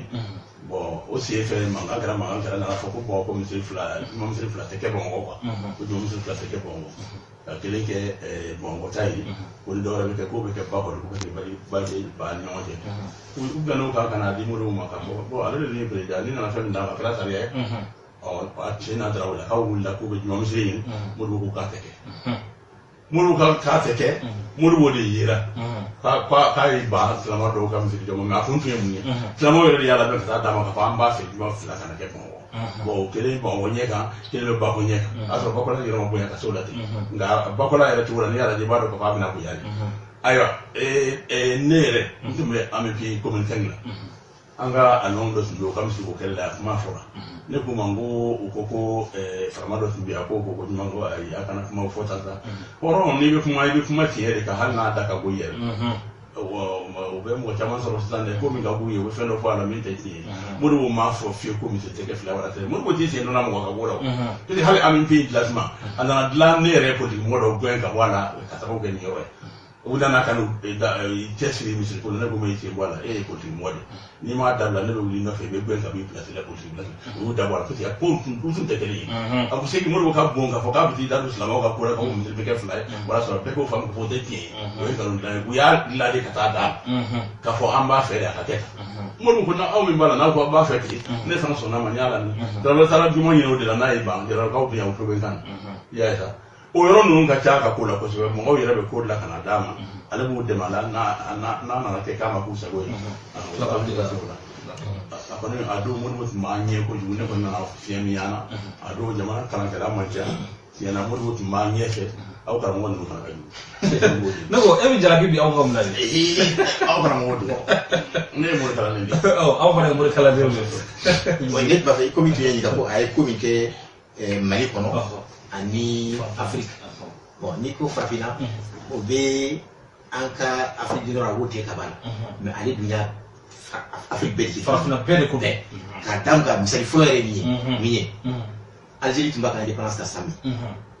1962 Gao nimbe Algérie président ya la 600 Abdel Aziz Bouteflika modibe de bismillah Gao ka fere bête nous avons le front sud du mouvement de lutte armée du Front de Libération Nationale de l'Algérie. Au front sud, à base tombé, à état-major tombé Gaoudi. Modibo Kaya Maria de Kono. Nia et la Fédération du Mali ni tira en août 60. A tira Kada à Sababou do Keraoudi. Modibo Koko Foka Demet de Do Algérie, la Algérie de Kela pour Koko Embrassa. Marfati, 1000 Français comme Fatila. Modibo Koko Foka Kadema. Otumani, Sengoli. Et aïe. Oui, Kere Kundoé, Miniato, Fédération Tira. Donc, Modibo Abdel Aziz Bouteflika, Bismillah Gao, Ka fin Bekaye. Marafa wa sɔrɔ se min bɛ faransi a tun tɛ an ka jamana musi ye donc a ye marifa tun bɛ se ka bɔ fan fan fɛ ka na se Algérie kɔnɔna la faransi y'o datugu Modibo de ni Sékou Touré bɛnna la marifa fan fɛn na u ka marifa sɔrɔ a tun bɛ bɔ tɛmɛ ni Mali a tun bɛ na Conakry port de la Sékou Touré tile la a bɛ bɔ Conakry port la ka na Bamako yan nɔ maintenant de Bamako u b'a taa Gao donc ka to Gao maintenant Abdel Aziz Bouteflika n'a qu'à choisir ou bout la doka c'est Algérie femme fait. Mobo qui est allé au Caire. Algérie qui a indépendance sur là. Où est l'état douanier? Algérie oui qu'elle d'amena, comme Fatih d'amena on est français on y en a. À Kera le 1er novembre 1954. Qu'elle d'amena au douanier. Donc au de Konala, au cas sans Wurula qu'elle d'amena ina. 7e anniversaire. Donc le 1er novembre 1961, Modibo Keïta y télégramme de Gaulle. À quel niveau que Dieu Bekon, Diabala cité Dieu Kon, Migno Kay, Algérie démanié la Catémalika. A lettre message de Gaulle, qu'a failli à Kakere dans l'Algérie, à Algérie on carrière, ma Oria Douma, à Kafra Kaboula, avec Mikela, Keremino. À l'avant de la diable. Parce qu'à Malaki Tchoufou, Algérie la indépendance. Donc il y a une Jenny Barkakabo, Algérie qu'on a dit français, de Gaulle Catéléjon. Mouboyo Télégramme de Gaulle. Le 1er novembre 1961. Katla au Donkere, car Ben Youssef Ben Keda, au détenu gouvernement algérien, Algérie gouvernement provisoire, Niemouaï. A un message Tchou, au Donkere, un message Tchou Fanama, car faille,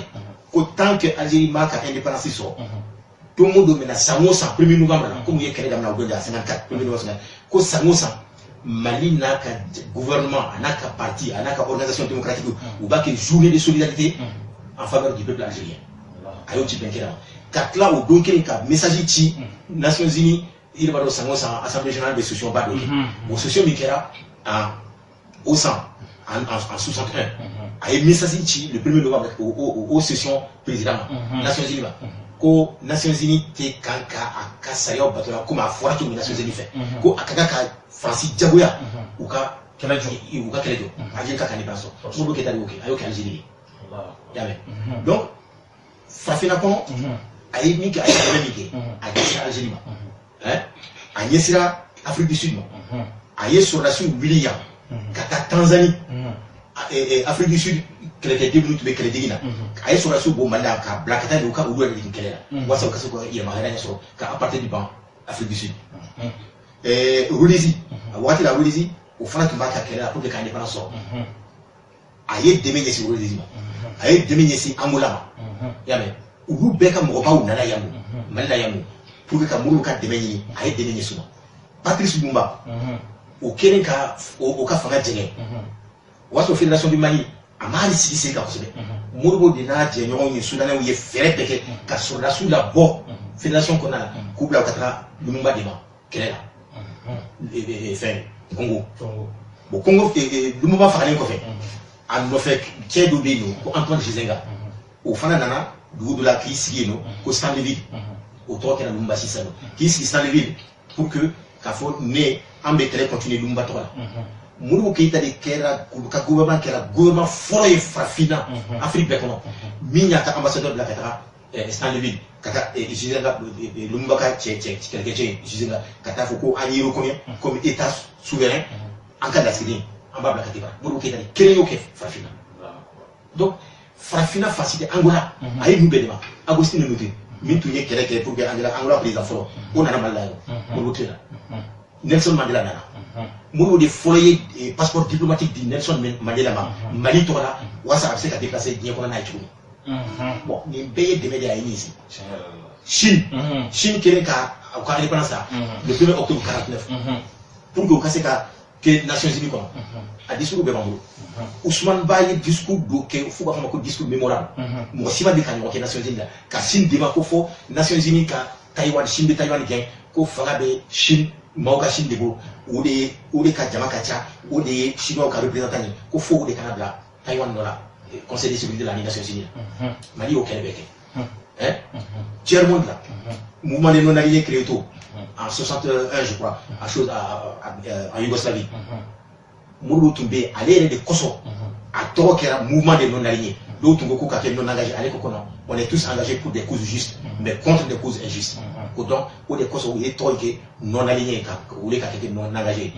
aux conférences banées il est dans la Takada de Kani Indonésie président Sokarno Kukata ou Jera Sebe Minaka bien la Kafo ou Kabara Benakode hein non alignés Kabara Benakode donc au Kato Niefo John Kennedy bon au bébé Mounira Kafo Mori Tungo Danaya Tubaka bien frappé à tout détail aussi ni Mouma Danaya Daka mais bien avec tout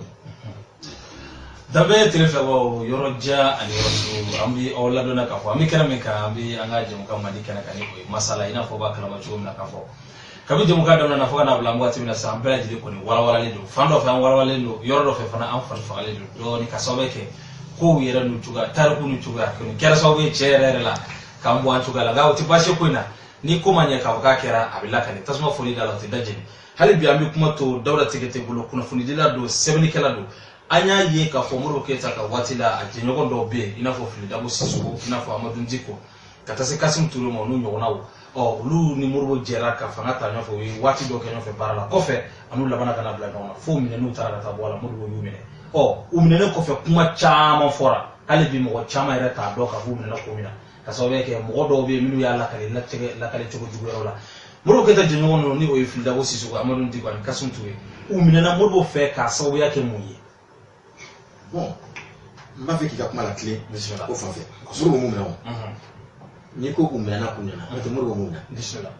ukira le kiri de tierra ça y a ko kumuna ukira kata munga 1962 Mali a kaf walibna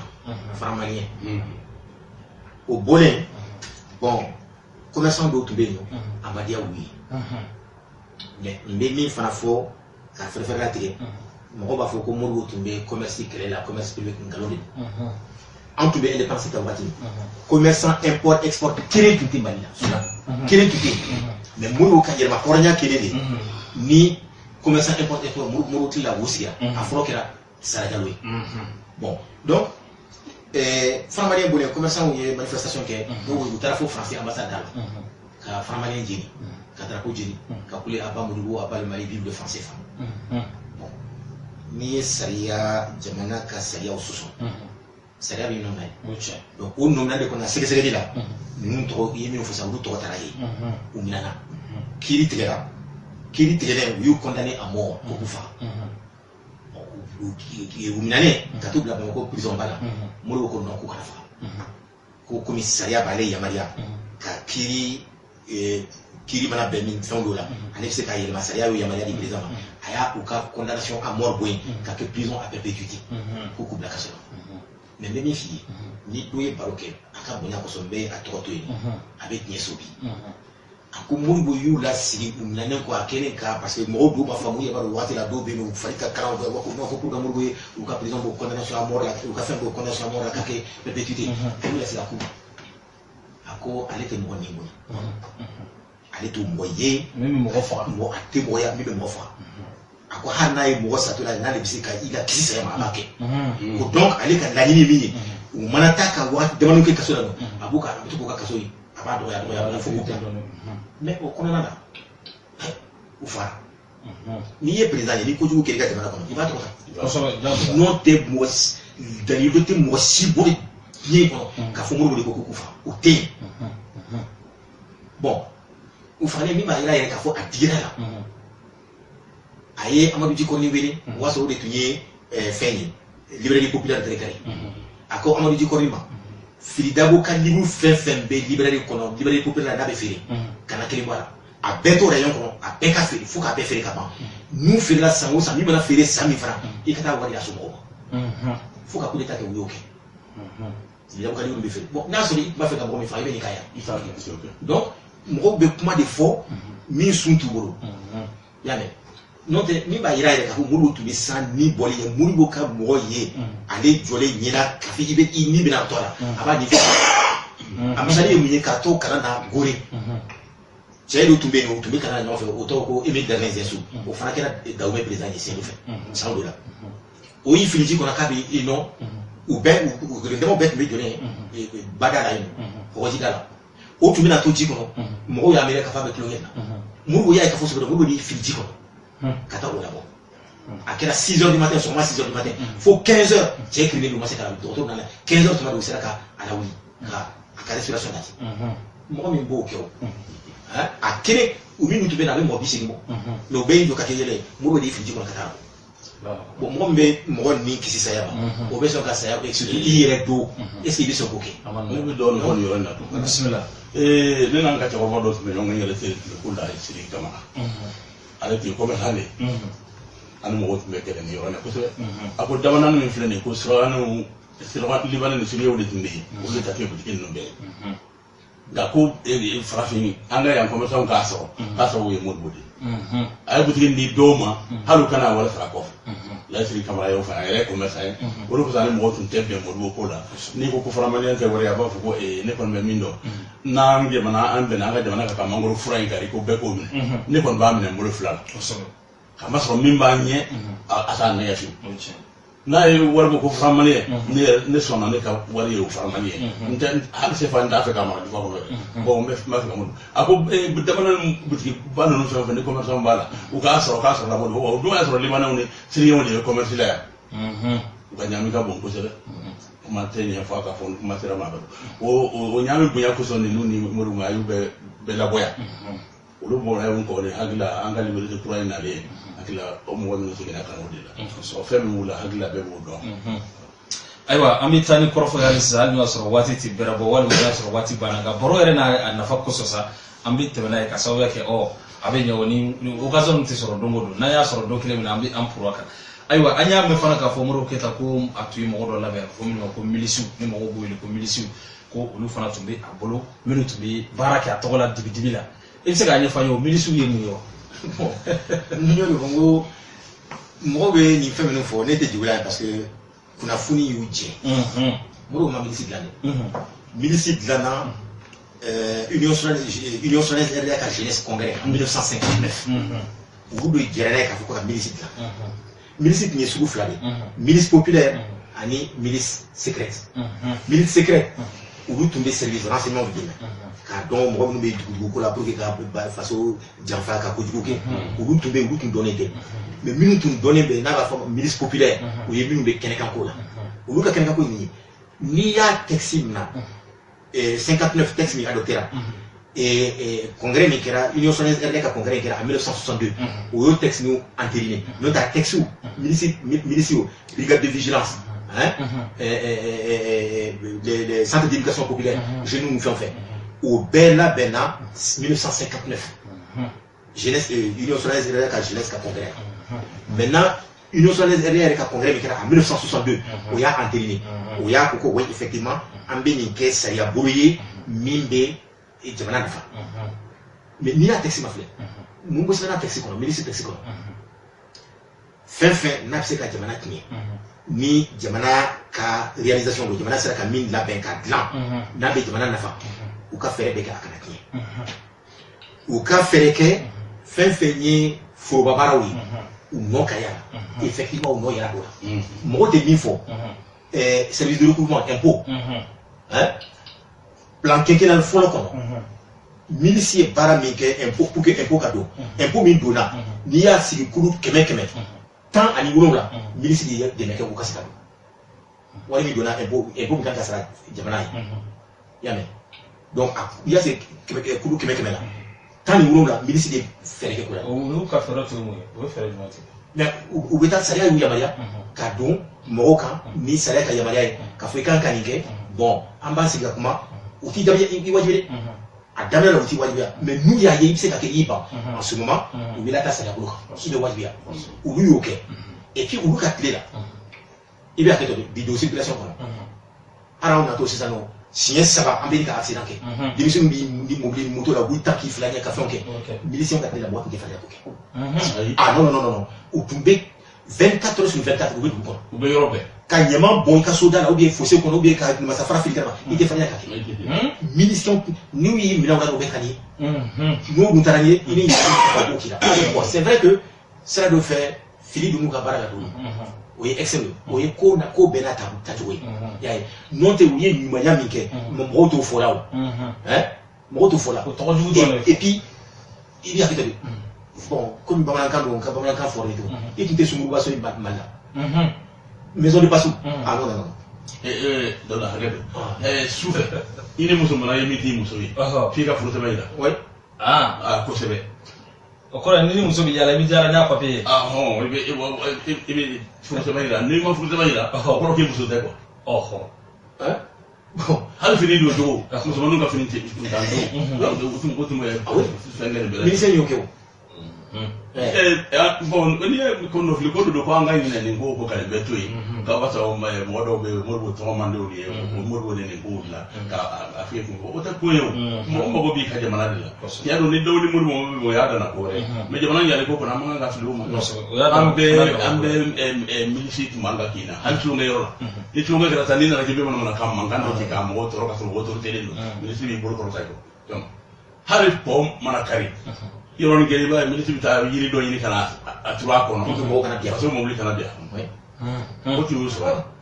donc o ma ko tumbe de mana ko be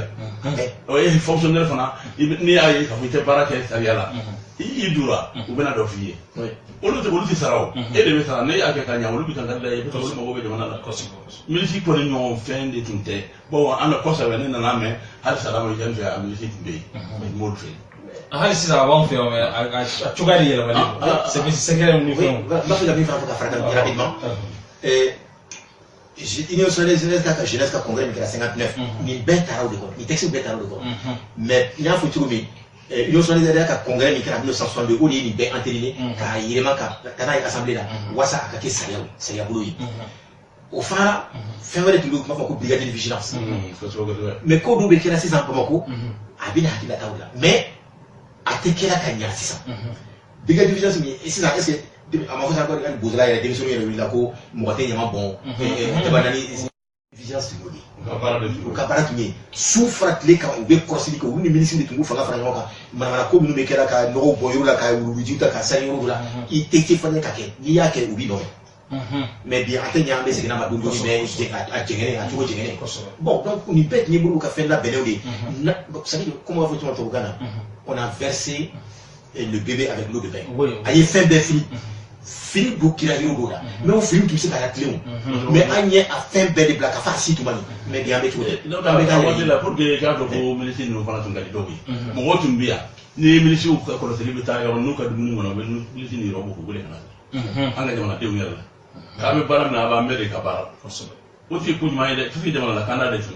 mo mo hakiri ma ke dora ko jamana ko itme ka mo fe o ye film ge o to kele yon e do mo fo yi mangi o ye film fana ke ame mo bola ami ye nyu wange na film la ya ro ko ne o ye film de rama de me fi bien sûr de film ni me ke fara ka muru ka wari mo yira sans lui pour quel rôle de mo ko on fait maintenant année 98 là hein et va le point dans la tour 1947 sans bakeli ni keme kontini bi nani ni wula Francis président Vincent Auriol o nana ka wani bi folola 47 pon folo mi bon ko confrère ko pon de martyr Francis président nana ka da appliquer folo da on va faire ma première pierre en 1947 Vincent Auriol atara yu ko di femela jusqu'en 58 ou man baramadana bon comme en 56 Mourou Kera Bamako mairie en même temps aussi en 57 à Kera sous-secrétaire d'État français à l'outre-mer donc il était ministre français à transmission de en tant que ministre français à Ito et Kata Allemagne Kata for Allemagne ko bo ayem demain ne de Bamako mairie sinon ma fa aucun demain musakaula mais on dit là Bamako ayoro bekera a étude bekera ka ban biki fo yela la mais halibi abara madana maintenant français au bolo kalama a segin kana kabo Allemagne a bougé Francis journalité mi maté la voilà Francis bi se ta alma wari ni alma fait ko ka bara do ke Francis du ko kan parce que tout le monde en beaucoup Francis du ko Francis du ko est-ce que kaka o maka hein ka diya kuma be fa ka diya kuma be fa ulu ya be ko da santani kele o mana bara dana mo de ko tale Allemagne o diguru la do na baraki na ko na tumo ke kunta na tumo ka tumbe o me yene point la minute mi bako fe ko mi yalla so ratu mais ni sugo sera wadi so di bak jora be sieni bagi de kumbi bagi de tumbe ya ni ti ni bali yele na mais ni jama bagi de kumul lati ga dongo do ka tande so ko do kana ko ko ya sara boye samya ni bali yele na bagi de ba de men ci samya te mo kurun de ba na de amerika ki mo wiye mi fi ka tara ko bakana bi munu be batte munu be batte gele mo ile gele ci so ma sala bi te be drama bi du bi lu la boso do ko point la ya mozo ka ya na ba ni be ngene mo mo ka no ni yoro ni nere ni netumbe nere ni muti kanga na mo fe chugudi nga jamana ko da bi fa aywa ay muro kita kudeta kerala ambi fe ga do kudeta yi jonu de kudeta yi ke kera chugudi mu yu blaka kudeta yi ke bon comme il y a un wele on be kumana ni tiɲɛ kɛnɛ de ye kosɛbɛ an yɛrɛ b'a fɔ bamanankan na ko ni senkuru jugu tɛ mɔgɔ min na kɛnɛma jugu tɛ se k'i sɔrɔ Modibo a yɛrɛ kɛcogo fɛ kabini tuma can farajɛw y'a dɔn nka fɔ ni ko farajɛw bɛ ko hakili to ɲuman bɛ farajɛw la français minnu tun t'a fɛ bon olu ani minnu tun bɛ yan nɔ n'olu tun ka u yɛrɛ ka sɔrɔ yiriwali o tun bɛ jamanadenw ka tɔgɔ de kan olu bɛɛ y'a ye k'a fɔ minnu bɛ sira min ta sisan jamanadenw ka yiriwali de don mais a bɛ dɔ bɔ olu ka sɔrɔ la u y'u bolo di ɲɔgɔn ma a daminɛna cogo jumɛn déjà 1958 Modibo a to mission na français a lettre de ci a muso ma Mariam Traoré ɲɛ livre min sɛbɛn a lettre b'a kɔnɔ ne m'a fɔ dɛ Modibo bolonɔ yɛrɛ la a ka sɛbɛnni bolonɔ n y'a facsimilé kɛ livre in kɔnɔ a ye lettre ci a muso ma précisément c'est le 13 décembre 1958 a ko ko bon ko ale bɛ France sisan nɔ a nana baara min na bon a b'a kan bon ko mais hamina ko ba min b'ale sisan nɔ farafinna tilebiyanfan minnu tun bɛ mara la France bolo u k'u fara ɲɔgɔn kan ka kɛ jamana ba kelen ye i ko komi Mali an bɛ Mali ni fɛnw traitement a ko mais u fɔ ti a fa ye u fɔ Wagni Côte d'Ivoire président ko o kama Modibo i b'a fɛ ka farafinna jamanaden minnu fara ɲɔgɔn kan ka kɛ kuluba kelen ye n'i m'a dabila ne u fɔ Wagni n b'i latunu Mali la n b'i latunu Sudan ale tɛ sɛbɛnni minɛ Modibo ka ko n b'i latunu cogo min fana n b'a f'i ye n bɛ Burukinabew lawuli kama les nomades a ko n bɛ chef de canton wuli kama n bɛ ancien combattant n bɛ n sinsin ninnu saba kan k'i ka fanga ta k'i la i kana fanga yɛrɛ sɔrɔ Mali la n bɛ ninnu lawuli kama mais parce que u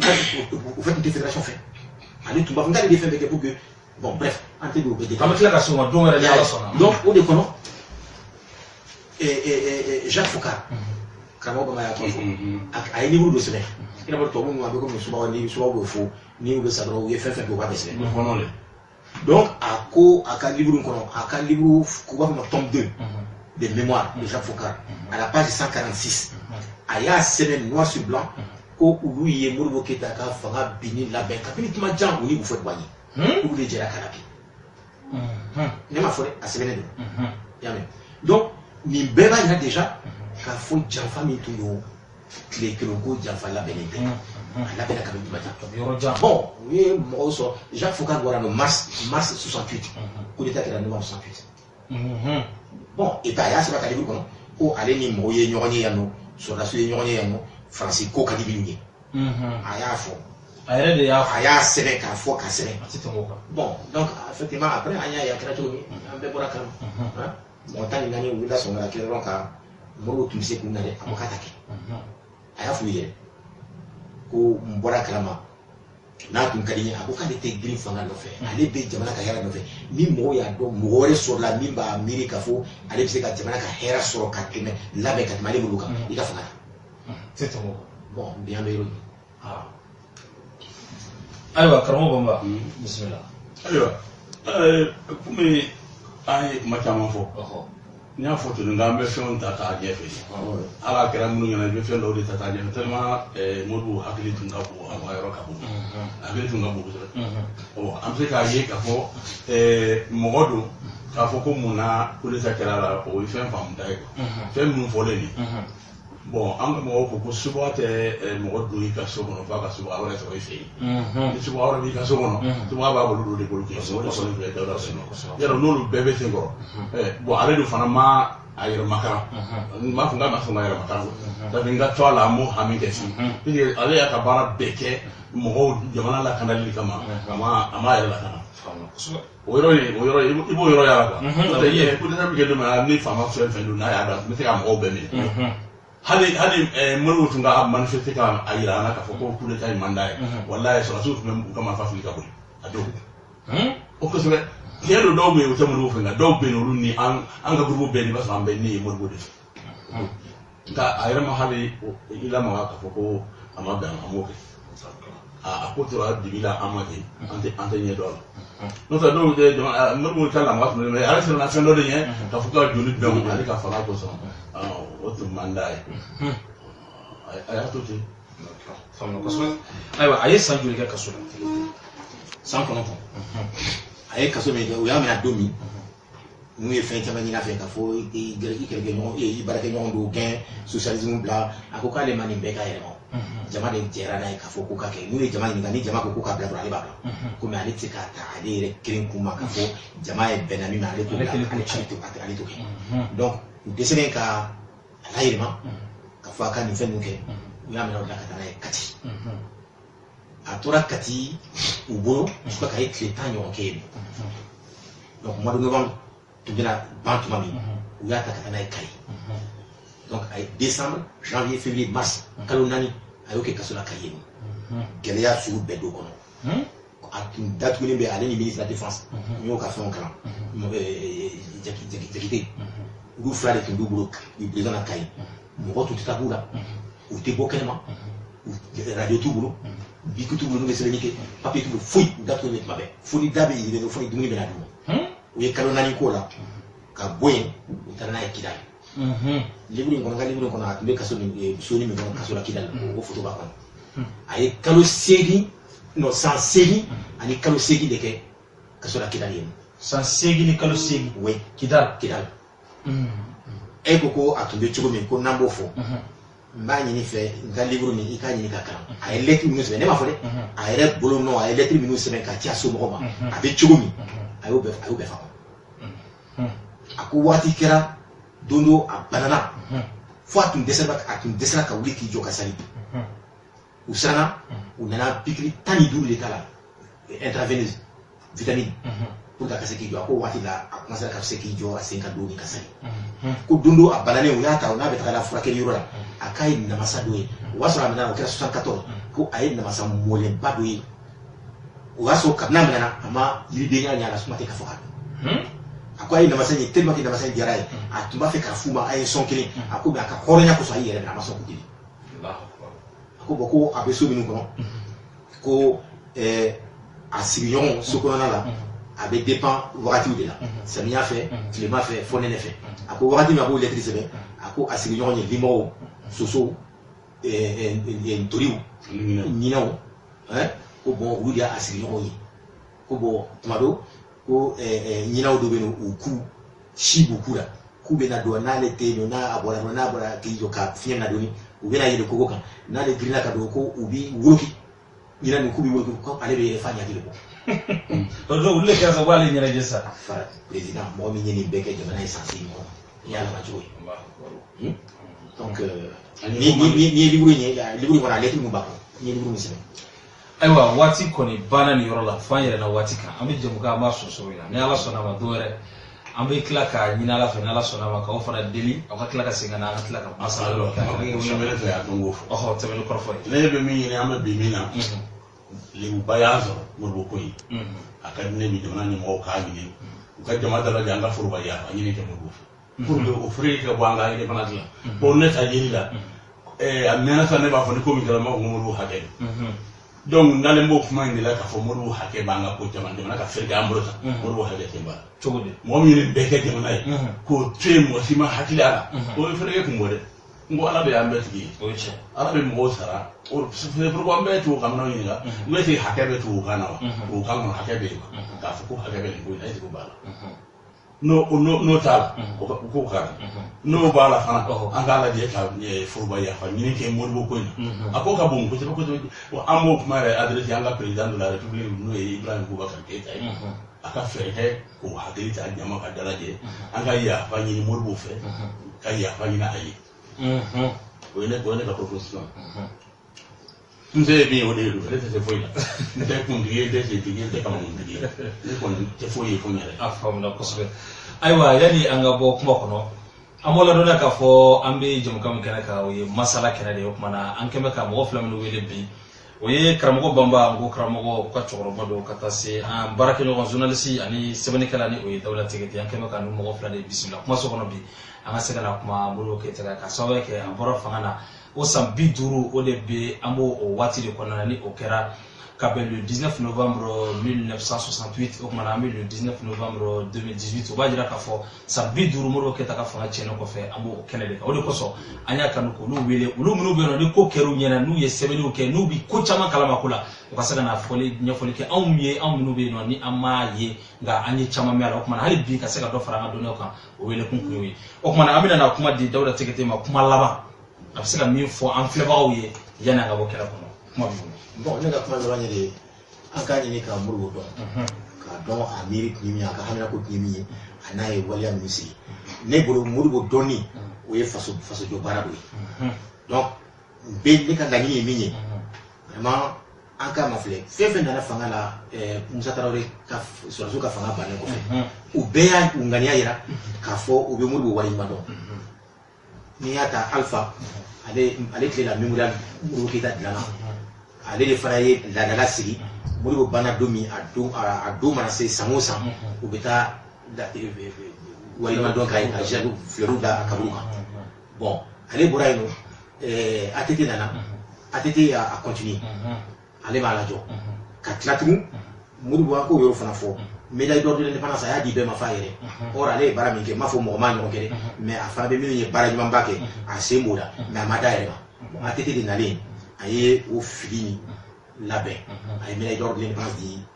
Modibo ma bon IBK nalen ale fana ye la clé a continuera n'a ye hali don min laban min kɛra bon ne taara yen nɔ Modibo Keyita somɔgɔw ye wele ko n ka na fara u kan bon cérémonie na n taara IBK seli a ma a bɛ foli la a ye ne ye ne yɛrɛ tun b'a na ɲinana kɔ a ko a ko i ye ne min sɛbɛn Modibo Keyita ka ɲɛ ye baara ɲuman de don a y'o fɔ ne ye n jɔlen o ka tila n y'a mɛn k'a fɔ a ye so dɔ di Modibo muso n'a denmuso ma min yan nɔ Dar es Salaam k'a labɛn k'u ka yɛlɛma kɔnɔ parce que président fɛn fɛn ye présidentiya kɛ Mali la so dir'u bɛɛ ma u ka présidentiya kɔnɔna président kɔrɔ donc a y'o kɛ ka tila ka mobili d'o ma o bɛɛ ye ko ɲuman ye siraw sɔgɔ dara Modibo la aéroport a y'o tɔgɔ yɛlɛma ka kɛ Modibo Keyita ye mais ne bolo o bɛɛ ye baara ɲumanba de ye mais hali bi min bɛ yen nɔ n'u y'o kɛ a bɛ sɔn k'u ka baara dafa sira dɔ fɛ o ye ka Modibo ka baara a n'a ka miiri a n'a ye sɛbɛnni minnu kɛ k'olu ladon ekɔliso la k'o don programme na an ka ɲini k'a dɔn Modibo ye mɔgɔ min ye parce que an ka tariku fan dɔ de n'o kɛra o bɛ kɛ baara dafali sira dɔ ye ne ka weleli bɛ kɛ o de ye. a diyara n ye kosɛbɛ ayiwa karamɔgɔ Bamba an bɛ kuma di fana ma kuma kuncɛ la i bɛ se ka min fɔ an filɛbagaw ye. bon n tɛ se ka kuma wɛrɛ fɔ ni Dawuda ye min fɔ n'o tɛ o k'an hakili di Modibo ko kɔrɔ k'a ɲini k'a dɔn a ye fɛn min ye kuma fu dɔw bɛ fɔ dɔw maloya ka bon kosɛbɛ dɔw b'a fɔ i ye tuma dɔ k'a tun ko ka jamana cɛkɔrɔba bɛɛ faga ne ko n ko pourtant cɛkɔrɔba tun b'a yɛrɛ fɛ koyi a tun bɛ yen ne fagali da sɔrɔ mun k'a tun b'a kɛ cogo di o ye kɔnɔfili ko ye Modibo ka bon fɛn ninnu ma o bɛɛ ye mɔgɔ dɔw ka kuma dilanlen k'a don dɔw da minnu tɛ ko kalama mɔgɔ yɛrɛ tɛ sɔn ka nin nakali n'i t'a fɛ ka wale bɔ i yɛrɛ la ni un président de la république mɔgɔ min ye nin ko ninnu bɛɛ kɛ k'a fɔ ko hali wɛrɛ ma k'o la ko fo k'a bɛna cɛkɔrɔbaw faga ko hali k'a bɛna an bɛɛ jɛ dumuni na awa sigida la bɛɛ bɛ jɛ ka taa dumuni kɛ bon o kuma ninnu hakilimaw kan k'o kumaw dabila mais n'i y'a fɔ a tɛ fɛn tiɲɛ jamana kɔ a bɛ e yɛrɛ de ka o dɔnbaliya ye ne kɔni b'o tɔgɔ de kɛ ka kuma dama an bɛ dugawu kɛ Modibo ye Ala ma hinɛ la ale sara an ma kalan de kosɔn a sara cogo min na nin fana a hinɛ ka bon kojugu tiɲɛ na n'an m'an jija ka o yɔrɔ corriger fa k'a yira Ala yɛrɛ la k'a fɔ anw filila Modibo ko la an ka ɲaamɛ tɛ ban dɛ o de kosɔn ne yɛrɛ kelen nana ni ko ko kɛra ni ne y'a ye n b'a fɔ ko Modibo hakɛ de ye nin ye Modibo hakɛ de ye nin ye. Faamuna kosɛbɛ an b'i fo karamɔgɔ Bamba aywa dambe tire fle bako yoro ja ani yoro sula mi fuli ke kanyesi o bela jile maka fuli kura tuni kanyesi o maka jira ka fo antu mi kana mi ka ni o yanga jim ka mande ni o masala ye mana kurun o sira chenka ami wati ni nafa sa wati ko ni ubana pe ko mana omnu be ni o sona ka sigi ka fle ka dam ne jim ka dam ne ka seni wati ma mi fuli ke kanyesi o kilingire na bela jile ma ni ala sona ma do era tuni amina tlaka ni mo ofla wele kokura ni kenenka kana kuma femero ka maintenance ka sawo ko gabaro na faka bu koso ina fo o yara bela jele boraka famia chama so ala chumna wala mi fulike jamana kono ani jamana ko kan ami fulike fana nga sawo nyuma ye mo fana kara sawo nyuma ye na sera kan ni mo ofla sura mbolo koroni o ye barabu kumi o ale mo tika ka ambassadeur ga chokoro ya fana bi mbla sera koso anga fuli ba koso